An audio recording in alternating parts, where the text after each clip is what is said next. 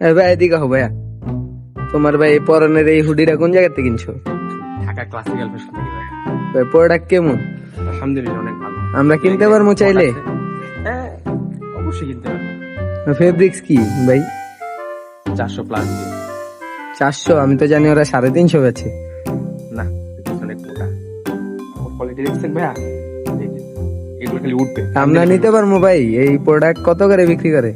এই তো কত 700 টাকা। ভালো হইবো ভাই আমরা নিলে। এই শীতে কি গরম থাকা যাবো? গরম থাকার লেগে তো ভাই বউ প্রয়োজন ভাই।